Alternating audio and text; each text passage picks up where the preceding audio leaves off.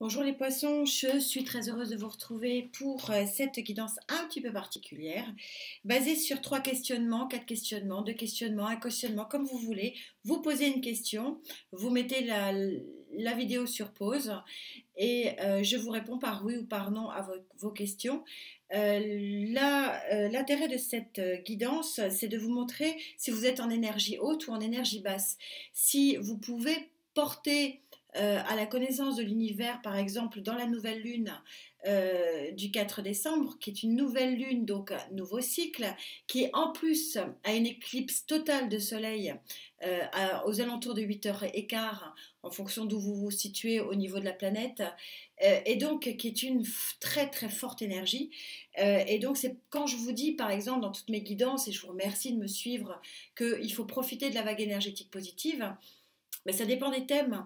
Et donc, le fait de vous poser la question, de prendre un temps pour vous d'introspection, de poser la question et d'attendre la réponse, ben vous verrez si sur ce point-là, vous êtes en énergie haute ou en énergie basse, et si vous, du coup, vous pouvez essayer de surfer sur la vague énergétique positive. Les quatre thèmes, je vous les propose, vous en prenez pas, vous en prenez un, deux, vous faites ce que vous voulez. C'est les relations de travail, relations professionnelles, relations sociales d'une façon générale plus large. Donc vous posez une question avec une réponse par oui ou par non. Qui viendra par la suite. Même chose pour le matériel et financier en tas 2. Pour ceux qui me suivent, vous avez reconnu le Love Tarot, donc on a ici l'aspect sentimental. Et puis une question de votre choix, auquel je répondrai aussi par oui ou par non. Alors ce que je vous propose, c'est de prendre, de couper la vidéo, là, de la stopper. De prendre un instant pour vous d'introspection, ça fait du bien aussi, souffler, prenez une grande respiration, c'est votre temps à vous aussi, c'est important. Et puis vous revenez vers moi, et puis comme ça j'essaie de vous trouver les réponses à vos questions et de voir si vous portez une intention, vous posez une intention à l'univers le 3 décembre au soir pour ce nouveau cycle de cette nouvelle lune avec une éclipse solaire à 100% pleine et totale, magnifique éclipse. On se retrouve, à tout de suite.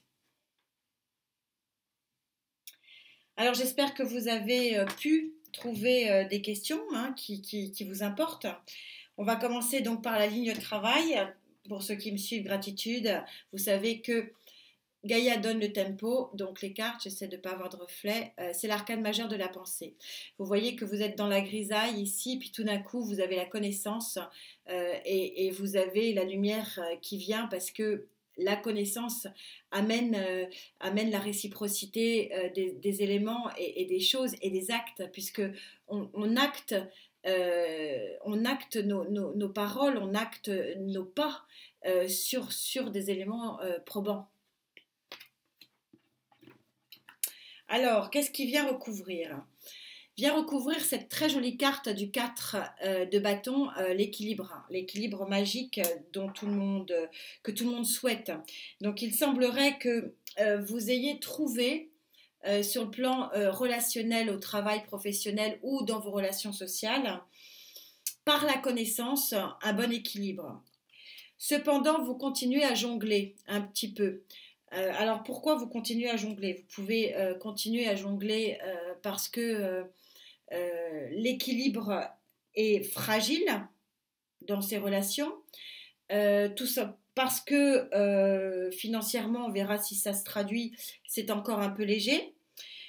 Ou vous êtes équilibriste parce qu'il y a peut-être euh, une avancée dans la connaissance qui fait que vous devenez peut-être un peu plus pointu dans la performance de la relation. Mercure est présent en positif sur cette nouvelle lune et parfois d'aller trop loin dans la communication, c'est outrageant et on rentre dans l'intimité des gens et les gens ne sont pas forcément satisfaits.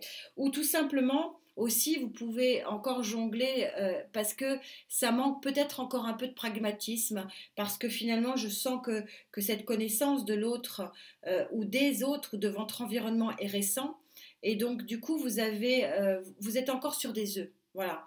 Mais ça va vers du bon. Ça va vers du bon. Ça va tellement vers du bon que vous avez un 10 de coupe. Alors le 10 de coupe, ça va très bien en règle générale avec le 4 de bâton. On est sur en règle générale les sentiments. Donc pourquoi pas vous travailler en famille, c'est possible.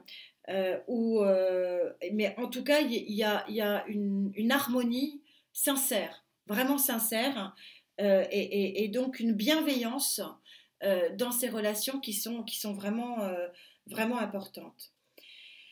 Et vous avez la très jolie arcane majeure du 14, oui, du 14, donc la tempérance. Et la tempérance, on est vraiment en plein pot sur je parlais de Mercure, hein, parce que Mercure vient en positif sur cette nouvelle lune, donc Mercure, planète de la communication. Et c'est vrai qu'on on voit très bien ici la tempérance. Ben, c'est les fluides qui commencent à passer d'une jarre à l'autre. C'est la connivence, c'est l'harmonie, c'est le bien-être, et c'est toutes ces valeurs qui font que les relations humaines sont bonnes. Donc là, je ne verrai pas trop une question de travail. J'ai une réponse plutôt sur la relation humaine au niveau d'une société. Et effectivement, sur cette question-là, la réponse est oui. Sur le matériel et financier, vous avez cette carte du 6 de terre où on voit très bien que l'équilibre va arriver, que le bonheur va arriver, mais il reste encore des chaînes à rompre ici. Et qu'une fois que les chaînes seront rompues, vous pourrez bénéficier du début d'abondance qui existe ici. On est plein pot, on n'est pas encore arrivé à l'abondance, mais on est sur le chemin de l'abondance.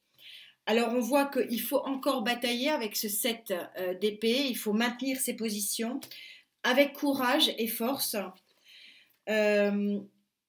On a un valet de pentacle. Le valet de pentacle, on est au balbutiement d'un nouveau démarrage. Donc, on est assez concret. On va rompre ces chaînes. Donc, donc, pour rompre les chaînes, il y a encore un combat ici. Hein, ces deux cartes sont très liées. Et donc, on pourra commencer quelque chose d'autre concrètement. Il faut suivre son intuition parce que c'est la bonne. Vous savez, la grande prêtresse, c'est celle qui est à l'autre bout du tunnel qu'on ne voit pas, mais qui est là pour nous guider. Elle est là pour attirer l'attention sur les éléments qui sont importants et qui permettent souvent de faire un pas en avant et de mettre en exergue les choses qu'il faut vraiment lâcher. Et c'est vraiment trouver le bon équilibre entre le lâcher prise, la résilience et finalement le combat ici qu'il faut continuer. Et vous avez très joli roi de coupe qui montre qu'il y a une sérénité. Il va y avoir vous allez être serein parce que le roi de coupe, en dehors de son altruisme, de sa bienveillance, en dehors du fait qu'il est arrivé sur ce trône de l'humilité et du sentiment accompli et d'un affect qui est aussi riche, il est là aussi pour dire que le bonheur, il n'est pas forcément exactement là où on le met. Et voyez, on aurait très bien pu, vu qu'on est sur le matériel et financier, avoir du pentacle. Vous apercevez que vous avez qu'un valet de pentacle. Donc c'est le début, mais on s'aperçoit finalement que votre équilibre matériel et financier, il va se jouer autre part, il va se jouer ailleurs, sur un autre, pas forcément sur le palpable, et que finalement la grande prêtresse et le roi de coupe associé montrent que les émotions, la bienveillance, l'honnêteté, le confort intellectuel et psychologique créent finalement une richesse. Et que ce n'est pas uniquement les pentacles qui créent la richesse. Donc là, sur votre question matérielle et sentimentale, vous n'êtes que pour l'instant sur une énergie qui commence tout doucement à décoller. Vous êtes encore enchaîné. Vous n'avez pas encore la possibilité de toucher à cette petite coupe d'abondance. Donc pour l'instant, la réponse à cette question est non. Sur le sentimental, vous avez cette très belle arcane majeure de la guérison. Elle est magnifique, lumineuse, tellement lumineuse que j'ai du mal à vous la montrer. Donc, guérison. Alors, quelle est la guérison? Et oui, c'est une victoire. Forcément, quand on arrive à penser ses plaies sur le plan affectif et sentimental, hein, on voit les lauriers ici de la victoire, c'est qu'on a vraiment accompli un long chemin, parfois douloureux, mais en tout cas, c'est pas pour rien. Et donc, on a une guérison victorieuse. Cavalier de bâton. Cavalier de bâton, ça peut être une tierce énergie de feu qui vient à vous, ou c'est tout simplement l'image de la volonté de fer et de feu que vous avez vraiment mis en place pour vous guérir, guérir d'une situation qui vous ne convenait pas sur le plan sentimental. 4 d'épée, vous êtes en situation de repos, mais vous allez vers la zénitude, parce que la guérison amène l'harmonie. C'est ça que dit c'est ça aussi que j'aime bien. J'aime bien aussi prendre différents tarots parce que le 4 d'épée, c'est pas uniquement d'être fatigué. Alors forcément, vous avez mené un combat. Le cavalier ici revient victorieux d'une bataille. Donc, mais la bataille est gagnée. Hein, on vous dit, ça a été un combat. Donc vous êtes forcément fatigué. Mais là, je le reçois aussi, et ce que me disent mes guides, c'est plus par une zénitude enfin retrouvée. Pour autant, vous avez encore à jongler. Vous êtes encore sur le 2 de Pentacle, le 2 de Pentacle qu'on a vu ici, hein, à côté de la maison. Vous jonglez. Alors, il y a certainement encore peut-être des choses à régler. Alors sur le plan sentimental, si vous jonglez, bah, peut-être que vous êtes encore sur une situation du passé qui n'est pas encore complètement terminée. Il y a peut-être des choses juridiques, hein, par exemple, à gérer, peut-être un déménagement à gérer, puisqu'on est sur le pentacle, on est sur le concret. Vous avez encore peut-être des papiers à faire, etc. Mais vous allez sur la zénitude, vous êtes véritablement sur une bonne vague ici, hein. Et vous avez donc ce Love Tarot, hein, qui est un tarot vraiment spécifique au sentimental, où vous avez le 7 de Pentacle et vous voyez que le personnage, hein, je vous rappelle que les cartes ne sont pas sexuées, qui court vers de nouveaux horizons, qui court vers une nouvelle vie, une nouvelle vérité. Donc, sur le plan sentimental, je pense que vous pouvez poser effectivement une intention. C'est intéressant ici parce que vous êtes sur vous pouvez surfer sur une vague qui est montante et qui est positive. Très jolie carte, très très jolie carte de feu. J'adore cette carte. Pour ceux qui me suivent, vous le savez, chaque fois j'adore. On est à peu près dans la même logique, hein. Gaïa ici est plus pragmatique, ici avec le 6 de terre, hein, plus concret. Mais c'est exactement pareil, il faut couper les chaînes. Et ici, il faut couper les chaînes, pareil, sauf que ce sont des serpents. Et ce qui est dit, c'est qu'une fois que vous aurez pu couper les serpents, vous êtes au 7 de feu, vous pourrez profiter de cette naissance, de cette fleur de lotus. Vous savez que la fleur de lotus renaît d'endroits qui ne sont pas terribles. Et donc, du mauvais, vous allez faire du bon. C'est une carte vraiment pleine d'enthousiasme, pleine de positivisme. J'adore cette carte. C'est vraiment l'image d'un futur lumineux. D'un futur vraiment beau où on laisse la boue de côté et on ne prend que la fleur. C'est très joli comme image. Il y a, alors ça peut être votre énergie, hein, c'est peut-être vous, hein, puisque vous êtes l'eau. Le cavalier de coupe, c'est celui qui fait une proposition affective et sentimentale. C'est celui qui propose son cœur, qui propose sa coupe. C'est joli. La fleur de lotus, c'est celle qui va s'ouvrir à un renouveau. C'est magnifique, c'est super synchro. Dame de bâton, elle est charismatique, la dame de bâton. Je vous rappelle, vous adaptez en genre, hein, elle est charismatique, elle est forte, elle est le feu. Elle a la volonté d'obtenir par la grâce qu'elle dépose ce qu'elle veut. Et je pense que cette association du cavalier de coupe à la dame de feu, c'est une offrande qui est faite à la force et le courage de renaître en beauté en plus, hein, parce que la fleur de lotus, c'est beau, c'est magnifique. On est dans de la beauté ici, on est dans de la douceur et de la beauté. C'est très joli, c'est un très joli tirage cette ligne. Elle est toute en douceur, elle est belle. Vous avez l'empereur. L'empereur ici, alors il peut être despote, hein, comme tout empereur, arcane majeur de l'empereur, mais ici je le vois plus à une remise en ordre des choses. Comme si les choses allaient reprendre le cours d'une vie normale. Alors vous allez me dire, qu'est-ce que c'est que la normalité? Mais l'empereur amène de l'ordre, de l'équilibre. Euh, c'est un concept un peu rigide, mais néanmoins avec une certaine droiture. Voilà. Ce que vous n'avez peut-être pas eu au vu des blessures et de la fatigue que vous avez eue sur le plan sentimental. Je rejoins vraiment ces deux questions, parce que j'ai vraiment l'impression qu'on est vraiment dans le sentimental et que